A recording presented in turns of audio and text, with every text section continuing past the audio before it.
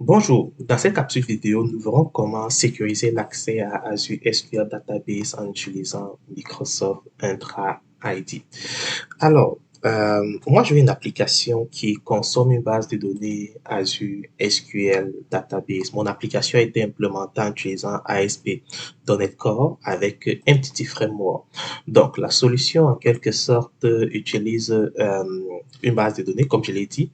Et là, on a besoin de notre chaîne de connexion information qui se retrouve dans notre fichier appsetting.json. Donc, je peux exécuter mon application et on verra bien évidemment que cette application est fonctionnelle et je suis capable d'aller consommer mes données qui sont dans ma base de données Azure SQL Database. Mais le problème avec ma solution, c'est le fait que je me retrouve avec ma chaîne de connexion en clé dans le fichier appsetting.json et cette chaîne de connexion contient le compte de base de données. Ce compte-là, c'est tout simplement le nom d'utilisateur et son mot de passe. Bien évidemment, l'information que je retrouve dans le fichier appsetting.json n'est pas protégée. Ce qui veut dire que lorsque je commit par exemple mon code qui est disponible sur GitHub, un utilisateur capable d'accéder à ce fichier et tout simplement retrouver ce contenu-là.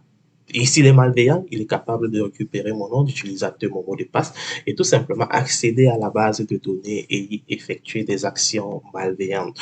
De nos jours, lorsqu'on implémente des applications qui sont modernes, on doit éviter autant que faire se peut d'être amené à utiliser des solutions qui vont nous pousser à mettre notre nom d'utilisateur et notre mot de passe dans le fichier appsetting.json.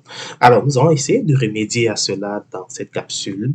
Ce que nous allons faire donc, c'est d'apporter des ajustements au niveau de notre serveur de base de données pour utiliser l'authentification Microsoft Entra ID.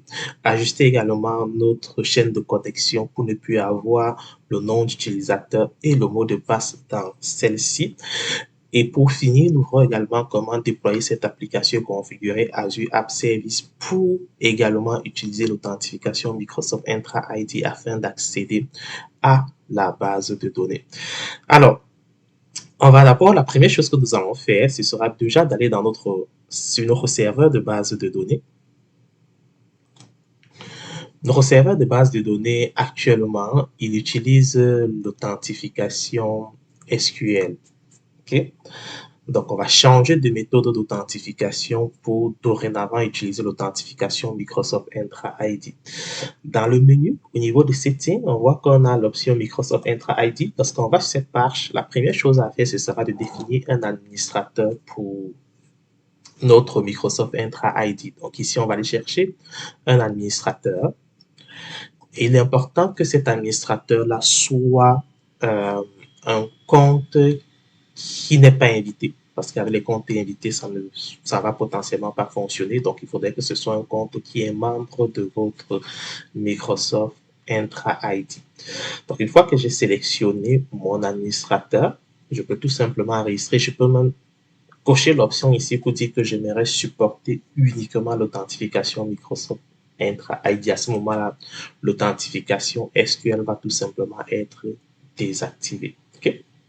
Donc, une fois que j'ai fait cela, euh, je peux à ce moment modifier la chaîne de connexion de ma base de données pour utiliser celle qui n'a pas de mot de passe. Donc ici, on va revenir sur notre base de données. On va aller dans Connection String et on va prendre tout simplement la première chaîne de connexion qui est ici. Et vous remarquez que dans cette chaîne de connexion, on n'a plus de nom d'utilisateur et de mot de passe. Donc, on vient tout simplement de s'affranchir de cela pour avoir une solution qui est beaucoup plus sécuritaire. Donc, je vais aller mettre cela dans ma chaîne de connexion.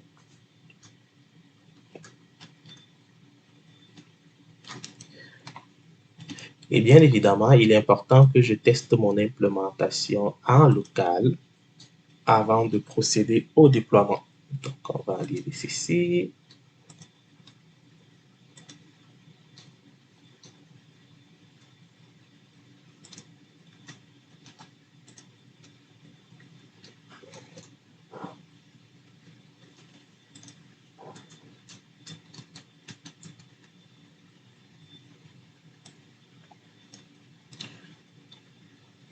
Donc, c'est parfait. Là, on a notre chaîne de connexion.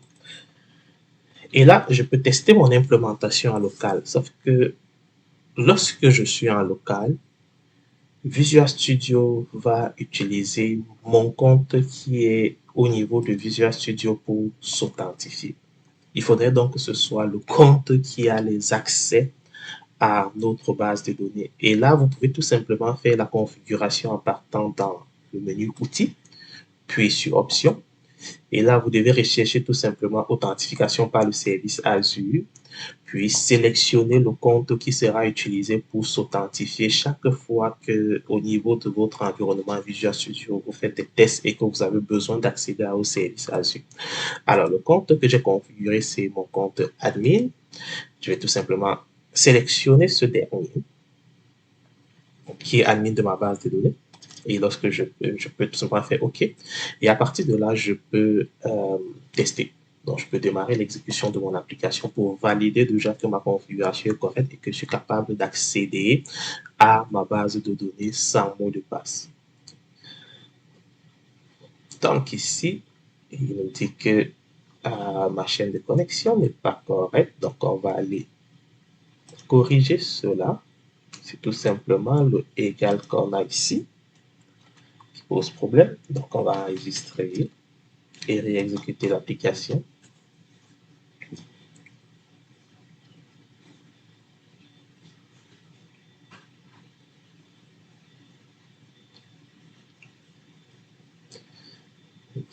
Ah. Donc, on va attendre que ça s'affiche. Ça ne devrait pas être long. Parfait. Donc là, on confirme qu'on est capable de s'authentifier en notre application en utilisant nos comptes que nous avons dans Visual Studio via Microsoft Entra ID. Maintenant, on voudrait déployer notre application dans Azure App Service et il faudrait bien évidemment que Azure App Service puisse utiliser également son identité pour accéder à l'application. On va voir comment configurer cela rapidement. Alors, la première chose que je vais faire, ce sera d'abord de me créer une instance d'Azure App Service.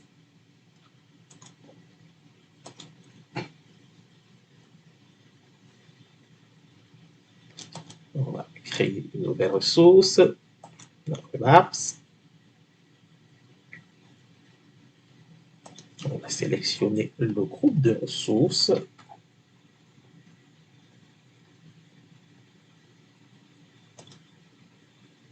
On va rapidement définir un nom.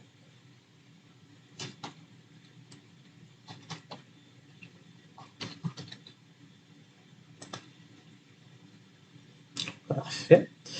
Donc, l'application, c'est du .NET. Je vais prendre l'option Linux, data centrale et alors, je vais laisser créer un nouveau plan par défaut, le basic.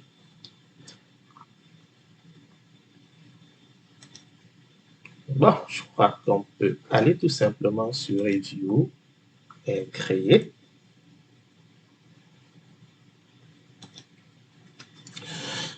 Donc, une fois que mon application sera créée, il faudrait que mon application puisse avoir une identité dans Microsoft Entra ID. Donc, un objet qui va représenter cette application-là et qui sera utilisé tout simplement pour s'authentifier au niveau des Azure SQL Database. Et cet objet-là, c'est tout simplement une identité managée. On sait que dans Azure, on a deux types d'identité managée. Les identités managées utilisateur et les identités managées système. Dans notre contexte, une identité managée système est ce qu'on doit utiliser parce que c'est beaucoup plus simple à mettre en place. Alors, une fois que ma ressource est donc créée, je vais aller sur mon application. À ce moment, je vais aller sur identité. Et là, je vais cliquer sur On et faire un save pour que l'identité manager système soit activée. Là, je suis correct. Maintenant, il faudrait que je crée un utilisateur au niveau de ma base de données avec l'identité de mon app service dans Microsoft Entra ID. Et pour cela, je dois tout simplement exécuter ces commandes qu'on a ici et remplacer partout où on a your app service name par le nom de mon app service, c'est-à-dire app-démon intra. Pour l'exécutant, on peut le faire tout simplement en se connectant à notre base de données avec le query editor depuis le portail Azure, ou bien on peut même se connecter avec tout autre outil comme par exemple SQL Server Management Studio. Ok, donc je vais copier les lignes de commande que j'ai ici et là je vais coller et ensuite je vais remplacer le nom par le nom de mon application. Donc, je vais remplacer ceci.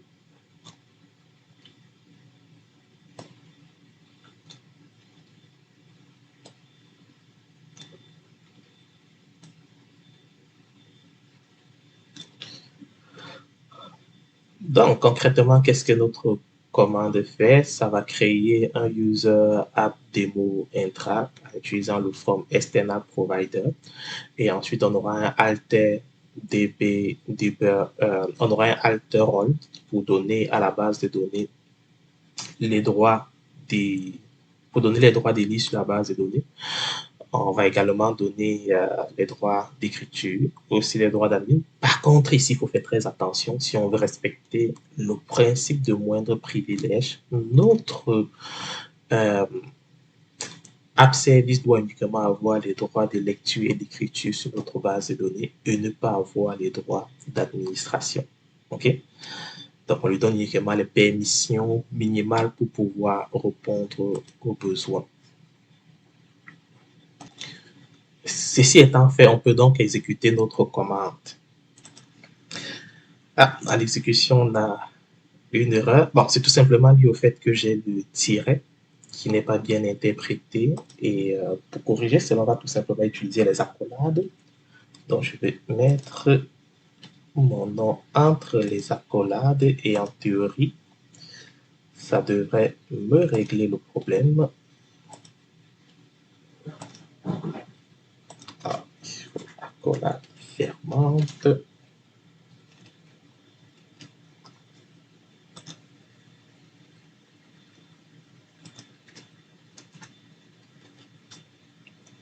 Donc, on va remplacer ça par les accolades.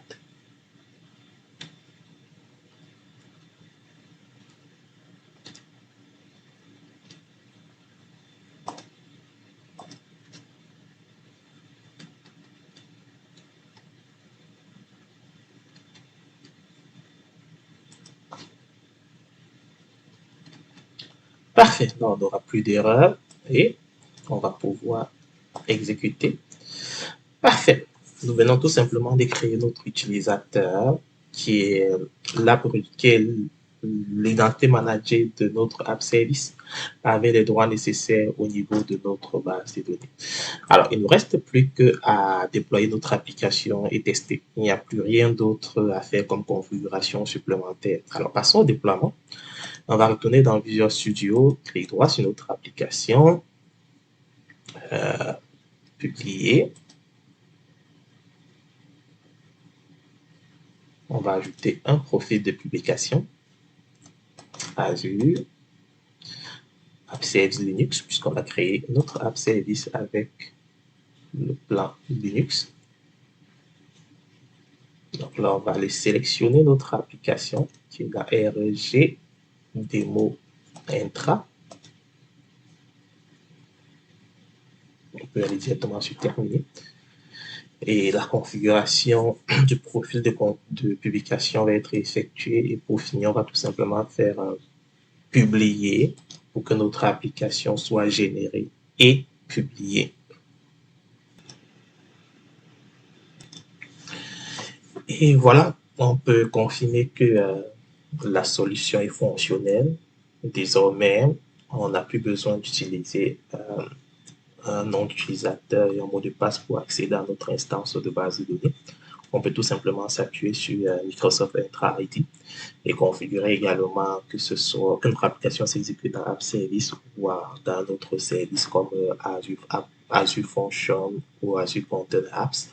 On peut facilement configurer des identités managées et attribuer les permissions au niveau de Microsoft Entra, au niveau de notre base de données, afin qu'on soit capable de s'authentifier tout simplement en utilisant Microsoft Entra ID et éviter d'avoir les noms d'utilisateurs et mots de passe dans notre fichier de configuration appsettings.json. Merci.